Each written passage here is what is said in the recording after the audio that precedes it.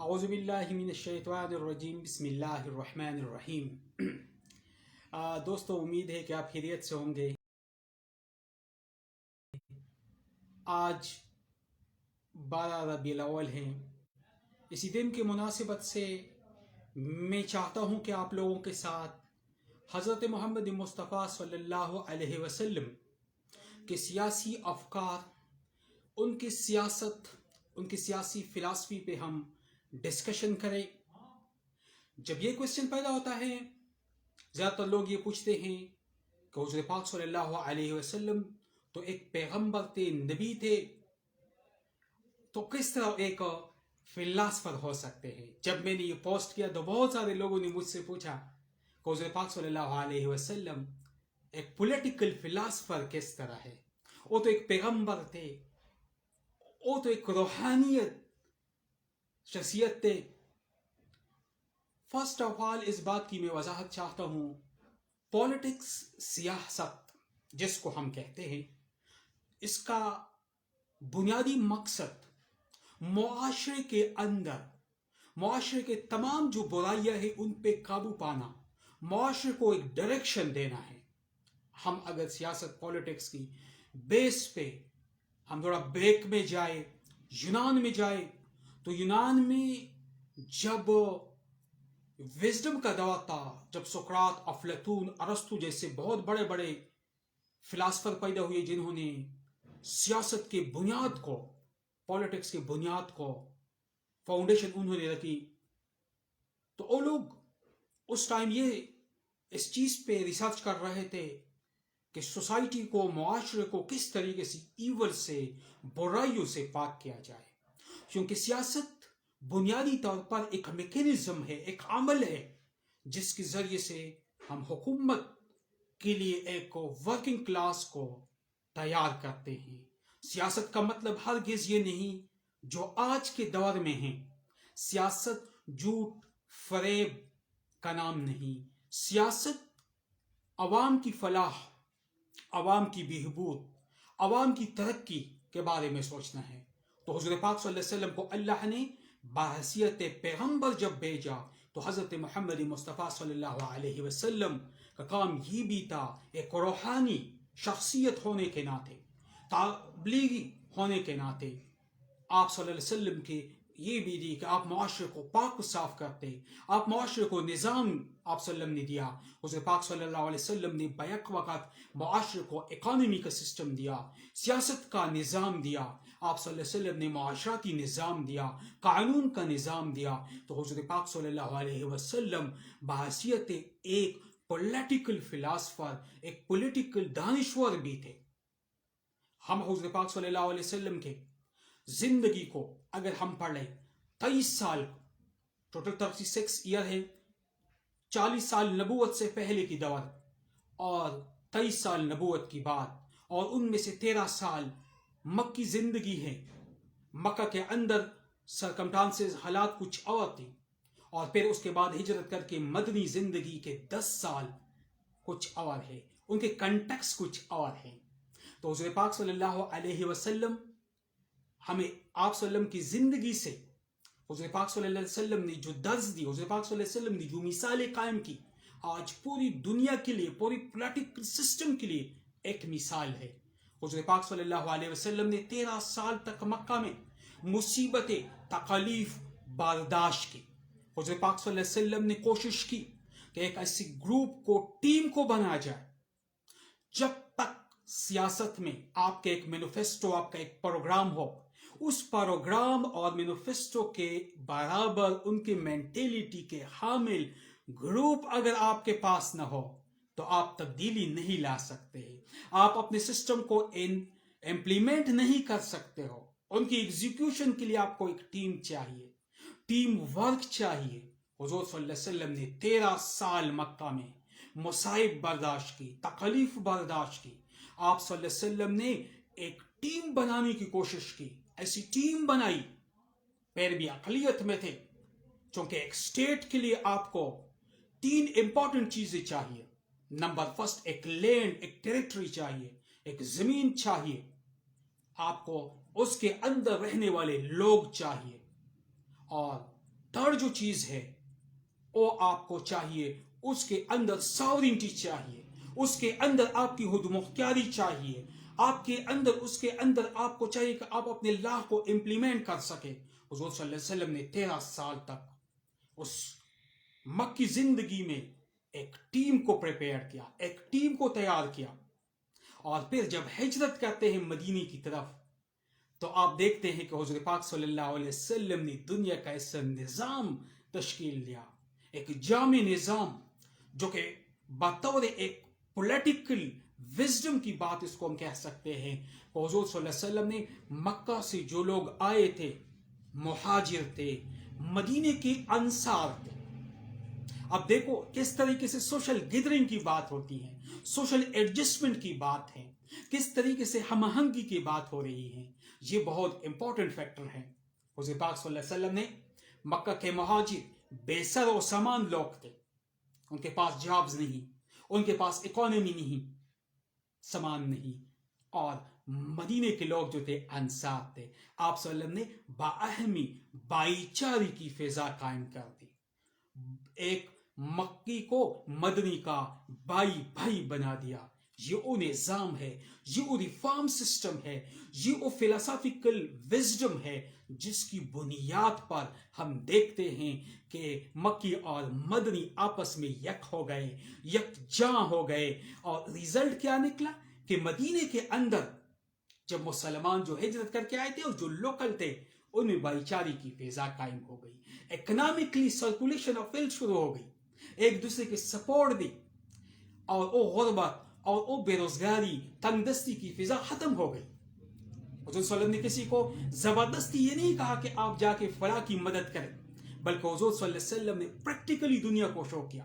آج کے دور میں ہمارے لیے اس لیسن کیا ہے کہ ہمیں فرسٹ چیز لیڈرشپ ہے. سیاست میں فرسٹ ہے لیڈرشپ ہے. لیڈر وہ ہوتا ہے جو دوسرے لوگوں کو اپنے ہم نوا بنائے, جن کو لیڈ کرے. تو حضور پاک صلی اللہ علیہ وسلم کی طرح آج کے زمانے میں بھی کسی بھی پولیٹیکل سسٹم میں اگر کوئی لیڈر بن جائے جو لوگوں کو لیڈ کر سکے تو وہ افکار کی مدد سے معاشرے میں انقلاب لا سکتے ہیں. حضور صلی اللہ علیہ وسلم نے کتنا زبردست انقلاب لا دی. آپ دیکھتے ہو اس طرح کوئی انقلاب کسی پولیٹیکل فلاسفر نے, کسی لیڈر نے نہیں کیا جو حضور پاک صلی اللہ علیہ وسلم نے برپا کیا, جو حضور پاک صلی اللہ علیہ وسلم نے مکی اور مدنی بھائی چارے, مکہ اور مدینہ کے لوگوں کو جس طرح بھائی چارے کی فضا قائم کر دی. وہ سوشل انیکویلٹی, وہ غربت, وہ مایوسی, وہ بے روزگاری سب کا خاتمہ ہو گیا. کسی کو شکایت نہیں تھی. مکہ کے لوگ جو تھے بسا و سامان, ان کی جاب, سب کچھ ہو گیا. اور یہ حضور پاک صلی اللہ علیہ وسلم کی لیڈرشپ کی بدولت ہو گیا. تو حضور پاک صلی اللہ علیہ وسلم نے جو ایک ٹیم تیار کی تھی اور جس میں 13 سال تک حضور پاک صلی اللہ علیہ وسلم نے ان کی ٹریننگ کی, ان کو سکھایا, اسی ٹیم ورک کی بدولت یہ ممکن ہوا کہ مکی سے ہجرت کے بعد مدینہ کے لائف میں حضور پاک صلی اللہ علیہ وسلم نے ایک ریولوشن لائی, ان کی ہم آہنگی اسٹیبلش ہو گئی. حضور پاک صلی اللہ علیہ وسلم نے سب سے پہلے ہجرت کے بعد مسجد نبوی صلی اللہ علیہ وسلم کو ایک سنٹر بنا دیا. چونکہ جب آپ ریاست قائم کرتے ہو تو ریاست کی ذمہ داری ہوتی ہے کہ اپنے عوام کی تعلیم و تربیت کرنا. تعلیم و تربیت کا مطلب امر بالمعروف و نہی عن المنکر. امر بالمعروف و نہی عن المنکر صرف طاقت سے نہیں, تعلیم اور تربیت ضروری ہے. ہر سٹیزن کی تربیت حکومت کے وقت کی ذمہ داری ہوتی ہے.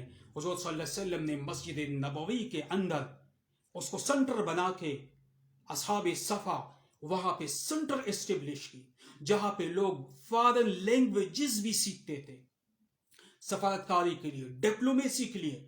جب آپ ڈپلومیٹکلی ریلیشن اسٹیبلش کرتے ہو دوسرے ممالک کے ساتھ, جو نیڈ آپ کو چاہیے اس طرح کے لوگ جو کہ لینگویج بیریئر نہ ہو. آپ صلی اللہ علیہ وسلم نے لکھنے پڑھنے, چونکہ اسی وقت عرب معاشرے میں لکھنے پڑھنے کا رواج نہیں تھا, عرب کا حافظہ بہت زیادہ چیزوں کو میمورائز کرتے تھے.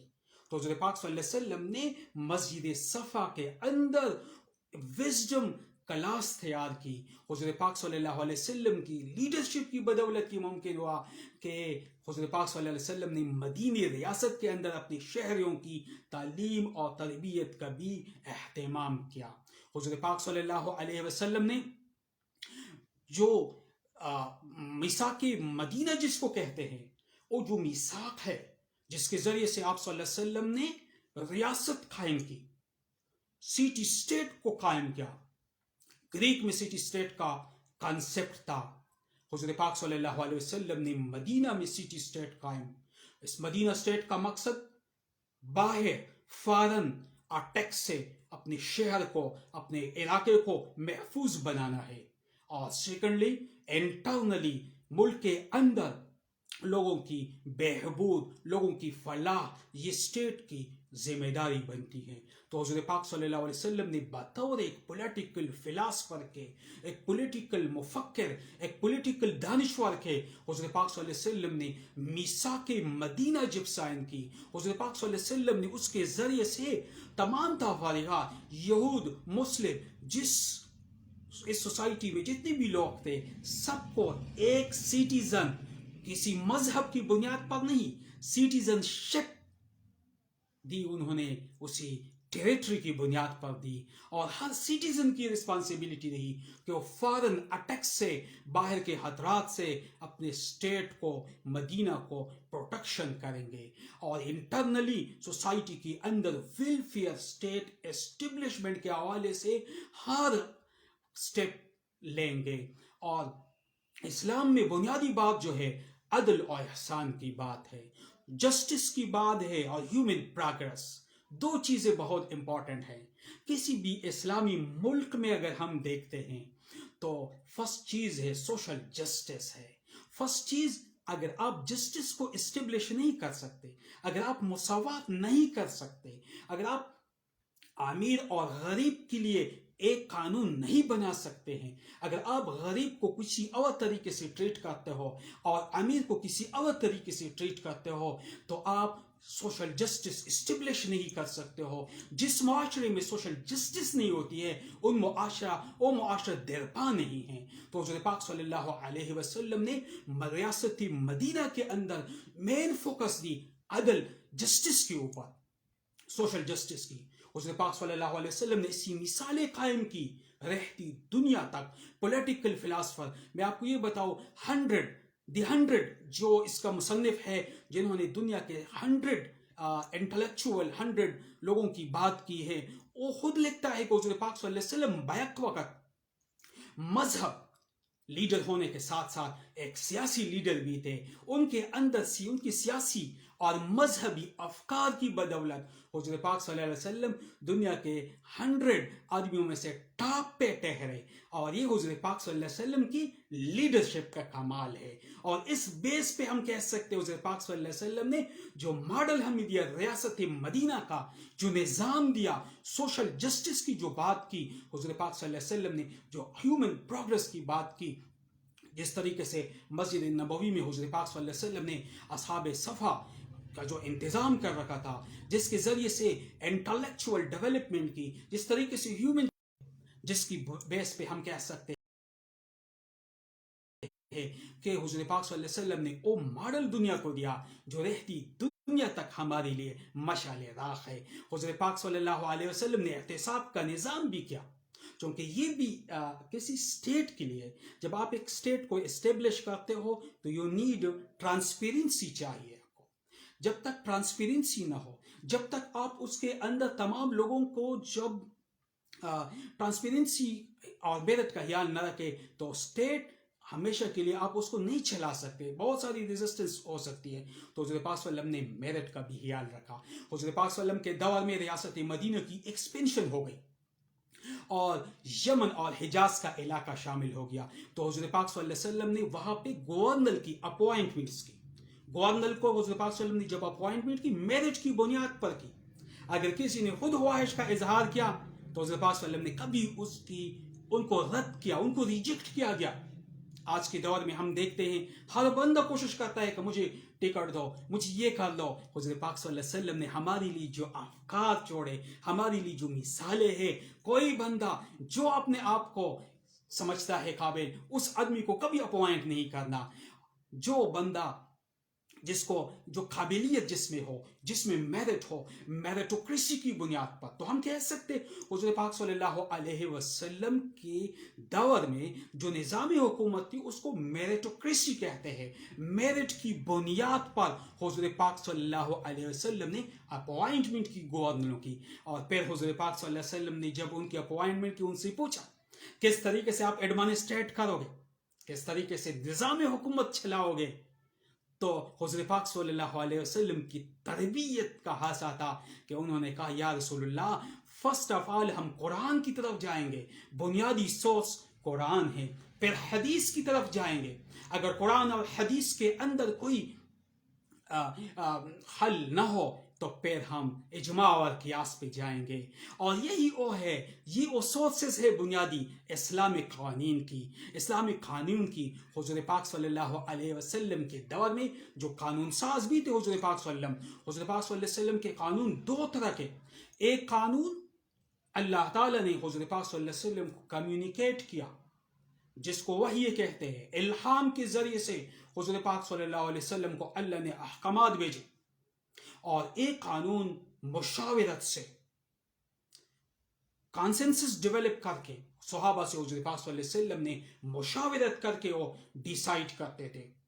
तो इस बुनियाद पर हम कह सकते हैं कि एक स्टेट के लिए, एक मुल्क के लिए बुनियाद जो है, फर्स्ट जो इंपॉर्टेंट चीज है वो है खुदा का निज़ाम, और वो है सॉवरेनिटी बिलोंग टू अल्लाह है, हकमियत अल्लाह के है, अल्लाह का ज़मीन है, अल्लाह ताला ने हमें पैदा की। तो फर्स्ट मेन इंपॉर्टेंट चीज किसी भी इस्लामी मुआशरे में अल्लाह की हिकमत, अल्लाह ताला ने मुआशरे को पैदा किया तो अल्लाह के अहकामात है। फिर उसके बाद वो तमाम जो इकोनॉमिक सोशल डायनामिक्स है उसके मुताबिक डिसाइड करना वो मुआशरे, लेकिन मुआशरे के अहल तरीन लोगों का काम है।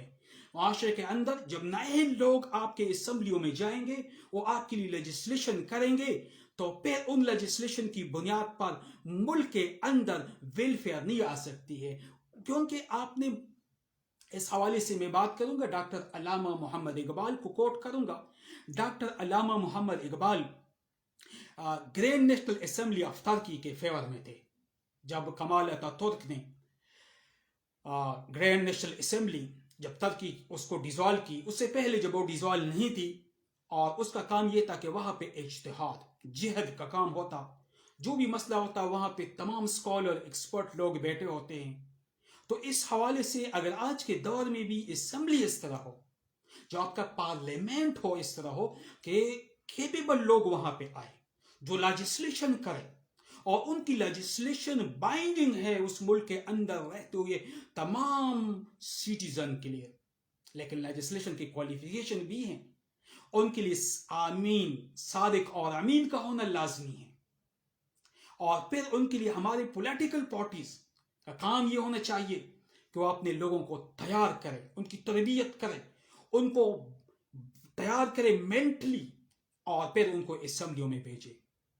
सॉरी टू से कि आज के दौर में हमारी सियासी पार्टियों में इस निज़ाम के बारे में तरबियत का कोई निज़ाम नहीं है। यही हम देखते हैं कि 74 साल से पाकिस्तान में मसाइल है। आज भी अगर हम हुज़ूर पाक सल्लल्लाहु अलैहि वसल्लम के अफकार के ऊपर अमल करें, फर्स्ट और मेन जो हुज़ूर पाक सल्लल्लाहु अलैहि वसल्लम का मेन है टीम वर्क, उसको अगर आप हम टीम की प्रिपरेशन करें और फिर वो टीम में कोऑर्डिनेशन भी हो, तो आपका जो प्रोग्राम है, जो आपकी मैनिफेस्टो है, जो आपका मंशूर है, वो आप इंप्लीमेंट कर सकते हो। लेकिन अगर आपके टीम में खुद गर्ज मुफत परस्त लोग हो तो आप अपनी पॉलिसी को इंप्लीमेंट नहीं कर सकते हो। तो सिर्फ एक लीडरशिप का किरदार होता है। अगर टॉप पे आपका लीडर ईमानदार हो, साथ में टीम भी ईमानदार होना लाजमी है। अगर टीम की कोऑर्डिनेशन हो उनके साथ ईमानदारी में, तो आप तब्दीली ला सकते हो। तो आप उस स्टेट के अंदर वेलफेयरिज्म कंसेप्ट इंट्रोड्यूस कर सकते हो, कानून की बालादस्ती एस्टेब्लिश कर सकते हो। हुज़ूर पाक सल्लल्लाहु अलैहि वसल्लम की जिंदगी ہمارے لیے مشعل راہ ہے۔ حضور پاک صلی اللہ علیہ وسلم نے 10 سال تک مدینی زندگی میں، مدنی لائف میں ہم دیکھتے ہیں کہ حضور پاک صلی اللہ علیہ وسلم سپریمیسی آف لا کی بات کی۔ حضور پاک صلی اللہ علیہ وسلم نے کبھی خاندانی نظام کی فیور نہیں کی۔ حضور پاک صلی اللہ علیہ وسلم عرب اور عجمی کو عربی اور عربی کو عجمی پہ کوئی فوقیت نہیں ہے، ایکویلٹی کا درس دیا۔ چونکہ جب ہم ایک سٹیٹ کے اندر رہتے ہیں، سٹیٹ کی سٹیزن ہے، تو سٹیٹ کا قانون سب کے لیے ایک جیسا ہے۔ مشہور واقعہ حضور پاک صلی اللہ علیہ وسلم کے دور میں فاطمہ نامی ایک لڑکی جو کسی سردار، کسی بڑے کی بیٹی تھی، اس نے چوری کی۔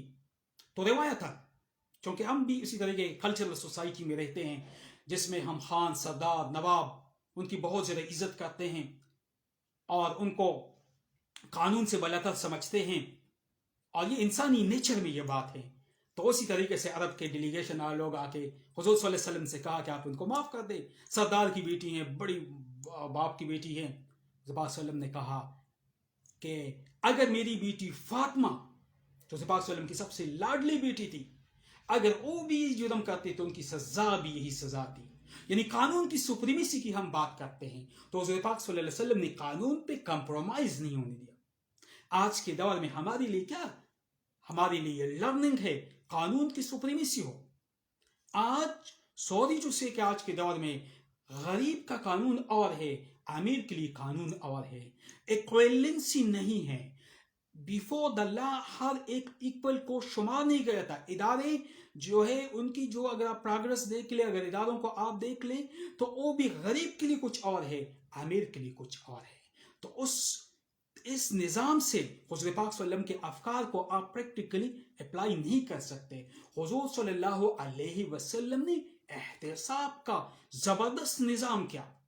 حضور پاک صلی اللہ علیہ وسلم کی اکاؤنٹیبلٹی ہوتی تھی۔ حضور پاک صلی اللہ علیہ وسلم کی اکاؤنٹیبلٹی اس طرح نہیں تھی جس طرح ہمارا نیب ہے۔ حضور پاک صلی اللہ علیہ وسلم باقاعدہ تحقیق کر کے اور پھر ان کو سوشلی سیگریگیٹ کرتے تھے سوسائٹی سے۔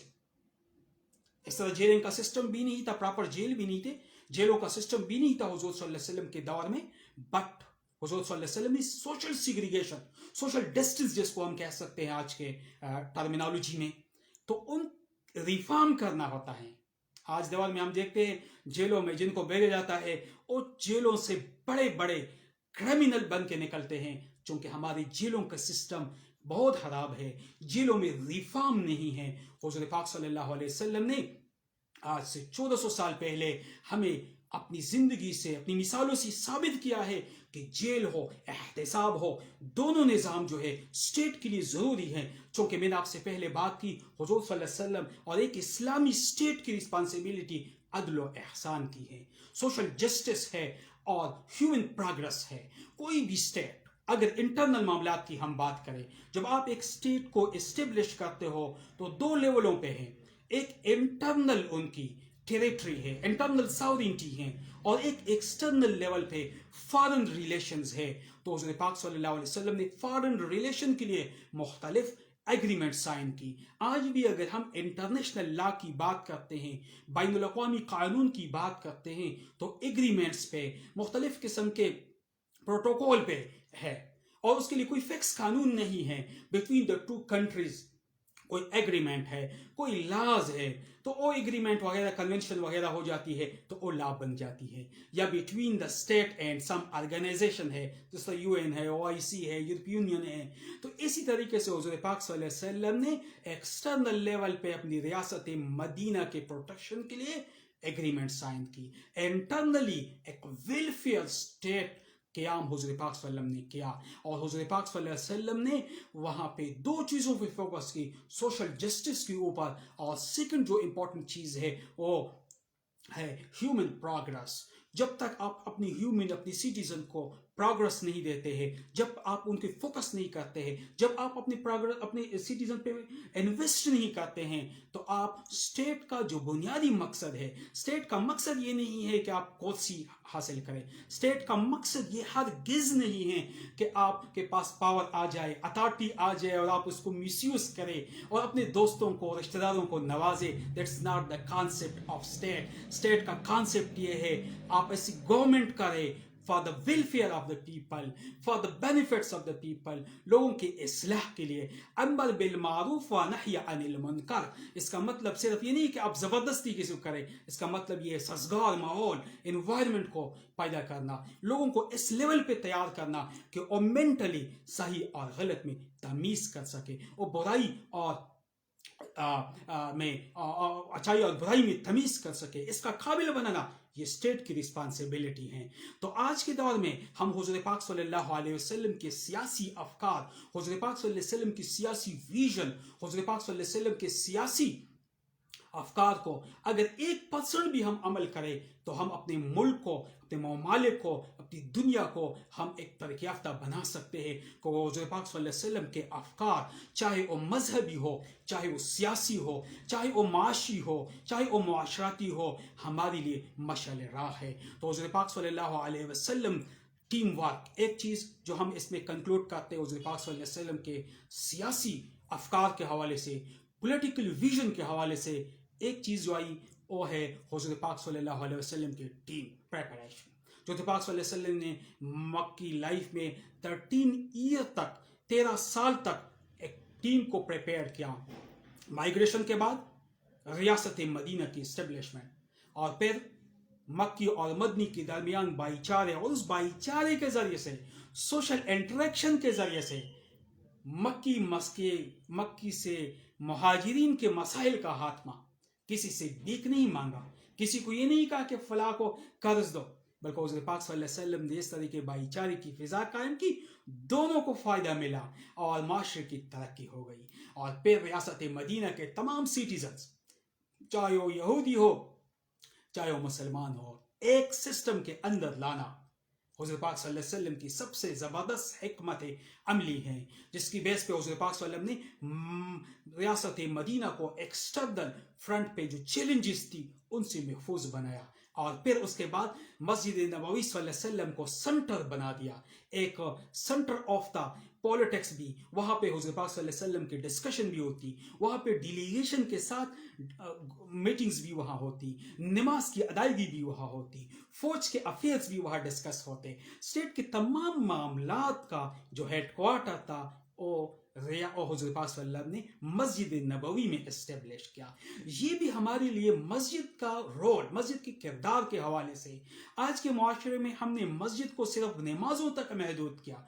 मस्जिद का किसी भी मुआशरे में बहुत इंपॉर्टेंट रोल है, किरदार है, वो सियासी भी है, वो माशी भी है, वो मुआशराती भी है, सोशल इंटरेक्शन भी होती हैं, वहाँ भी डिबेट्स भी होती हैं, क्योंकि अल्लाह का घर है और अल्लाह ताला घर को हम सोशल इंटरेक्शन के लिए ज़्यादा इस्तेमाल कर सकते हैं। और फिर हम ये भी देखते हैं हुज़ूर पाक सल्लल्लाहु अलैहि वसल्लम ने अदल व एहसान की बात की, सोशल जस्टिस की बात की, सोशल इक्वलिटी की बात की। हुज़ूर पाक सल्लल्लाहु अलैहि वसल्लम ने तमाम अपॉइंटमेंट जो की मेरिट के ऊपर की। तो ऐसे हम कह सकते हैं कि आज के दौर में अगर हम मेरिटोक्रेसी की बुनियाद पर कोई इस तरह के सिस्टम को इंट्रोड्यूस करें तो हम मौजूदा पॉलिटिकल जो क्राइसिस है उन पे काबू पा सकते हैं। यानी काबिल और अहल लोगों को असम्बलियों तक पहुंचाना, क्योंकि उन्हीं काबिल और अहल लोगों ने लेजिस्लेशन करनी है, कानून साजी करनी होती है, और फिर उन कानून साजी का डायरेक्ट ताल्लुक अवाम से है। तो इसलिए हुज़ूर पाक सल्लल्लाहु अलैहि वसल्लम जब गवर्नर को अपॉइंट करते तो उनसे यही पूछते कि आप किस तरीके से डिसाइड करोगे। उनका कुरान है, हदीस है, इजमा है, कियास है। और इसके लिए एक आम आलिम का मतलब ये है कि उनको मजहबी उलूम के अलावा उनको पॉलिटिकल जो कंटेम्प्रेरी पॉलिटिकल डेवलपमेंट है, जो कंटेम्प्रेरी इकोनॉमिक जो स्ट्रक्चर ऑफ द वर्ल्ड है, इंटरनेशनल रिलेशंस है, इन चीज़ों के बारे में इल्म हो, एक कॉम्पिटेंट बंदा हो, देन ही कैन डू, वो कर सकता है लेजिस्लेशन। फिर उसके बेस पे अगर लेजिस्लेशन होगी, प्रो पीपल होगी, लोगों के मुफाद में होगी, तो उस बुनियाद पर मुआशरे के अंदर सोशल जस्टिस भी हो सकती है और ह्यूमन प्रोग्रेस भी पॉसिबल है, ह्यूमन तरक्की भी पॉसिबल है। तो आज के इस सेशन का बुनियादी शॉर्ट मकसद ये था कि 12 रबीउल अव्वल की मुनासिबत से हुज़ूर पाक सल्लल्लाहु अलैहि वसल्लम के सियासी अफकार, बहुत कम लोगों ने इस पे बात की होगी, हुज़ूर पाक सल्लल्लाहु अलैहि वसल्लम के सियासी विजन पे, सियासी अफकार पे। तो मेरा मकसद ये था कि मैं आप लोगों के सामने हुज़ूर पाक सल्लल्लाहु अलैहि वसल्लम के इस ज़िंदगी की रुख की भी बात करूं, क्योंकि बहुत सारे लोगों को ये कन्फ्यूजन भी, जब मैंने ये पोस्ट की तो बहुत सारे लोग मुझसे पूछने लगे कि वो तो पैगंबर थे, उनका पॉलिटिकल से क्या ताल्लुक था, फिलासफी से क्या ताल्लुक था, पॉलिटिकल फिलासफी। हालांकि हुज़ूर पाक सल्लल्लाहु अलैहि वसल्लम कामिल इंसान थे। दुनिया के 100 टॉप्स पर्सनालिटी में हुज़ूर पाक सल्लल्लाहु अलैहि वसल्लम की टॉप पे क्यों है? उसके राइटर खुद लिखते हैं वसल्लम मजहबी रहनुमा होने के साथ साथ एक पॉलिटिकल लीडर भी थे। रियासती मदीना हुज़ूर पाक सल्लल्लाहु अलैहि वसल्लम की वो रिमार्केबल वो फीचर है जिसको हम रहती दुनिया तक हमारे लिए एक मशाल राह है। यही वजह है कि हुज़ूर पाक सल्लल्लाहु अलैहि वसल्लम के जो खुलफाए राशिदैन थे उन्होंने उसी सिस्टम को कंटिन्यू रखा, उन्होंने उस सिस्टम को जारी और सारी रखा। तो आज के निज़ाम में मैं इस पे किसी पे कमेंट नहीं करना चाहता हूँ, किसी पॉलिटिकल पार्टी पे बात नहीं करना चाहता हूँ। आज के हवाले से सिर्फ ये था कि हुज़ूर पाक सल्लल्लाहु अलैहि वसल्लम ने जो निज़ाम दिया अदल का, इंसाफ का, इंटरनली अगर हम बात करते हैं, एक मुल्क के अंदर अगर हम बात करते हैं, तो मुआशी और मुआशराती मसावात। सेकंड चीज़ जो है ह्यूमन तरक्की, इंसानी तरक्की, ह्यूमन के ऊपर इन्वेस्टमेंट करना, ये भी स्टेट की जिम्मेदारी बनती है। तो किसी भी पार्टी की हुकूमत हो, जिसकी भी गवर्नमेंट आए, फर्स्ट चीज़ जो है, जो इम्पोर्टेंट एस्पेक्ट है कि वो सोशल जस्टिस को, गुड गवर्नेंस को इम्प्लीमेंट करे। और सेकंड चीज़ जो है वो उसको शाह वली रहमतुल्लाह अलैह का कौल है कि वो रियासत जहाँ पे सोशल जस्टिस हो, जहाँ पे माशी और माशराती इंसाफ हो, और रियासत जहाँ पे इंसानों के ऊपर इन्वेस्टमेंट हो, उस रियासत को हम रियासत मदीना कह सकते हैं, चाहे उसके हुक्मरान की दाढ़ी हो या ना हो। आखिर में if you have any question हो तो आप इस हवाले से पूछ सकते हो। मैंने कोशिश की कि इस मौके के मुनासिबत से हुज़ूर पाक सल्लल्लाहु अलैहि वसल्लम के इस एस्पेक्ट्स पे आपके सामने बात करो। ह्यूमन राइट्स के हवाले से भी 2-3 पॉइंट्स हुज़ूर पाक सल्लल्लाहु अलैहि वसल्लम ने जो आखिरी खुतबा दिया, खुतबा हुज्जतुल विदा, अगर हम हुज़ूर पाक सल्लल्लाहु अलैहि वसल्लम की उनकी टेक्स्ट को पढ़ें, खुतबा हुज्जतुल विदा, ह्यूमन राइट्स का वो चार्टर हुज़ूर पाक सल्लल्लाहु अलैहि वसल्लम ने दिया जो फॉर एवर रहती दुनिया तक हमारे लिए एक मशाल राह है, इंटरनेशनल लेवल पे भी, नेशनल लेवल पे भी। और हुज़ूर पाक सल्लल्लाहु अलैहि वसल्लम ने, चूँकि अरब में उससे पहले रवायात थी कि हुक्मरानी का हक कबाइल के पास, सरदार के पास, हुज़ूर पाक सल्लल्लाहु अलैहि वसल्लम ने उस सिस्टम से हमें निकाला, मेरिटोक्रेसी की बात की, अहलियत की बात की, जो बंदा अहल हो उसको अपॉइंट करे, उसको हुक्मरान बना दे, उसको गवर्नर अपॉइंट करे, और उसी बंदे को वोट भी उसी बंदे को दो जो अहल हो, जिसकी अहलियत हो, जो आपके पॉइंट ऑफ व्यू को असेंबली के फोरम पे रिप्रेजेंट कर सके। आज के दौर में if you have any question तो यू कैन आस्क।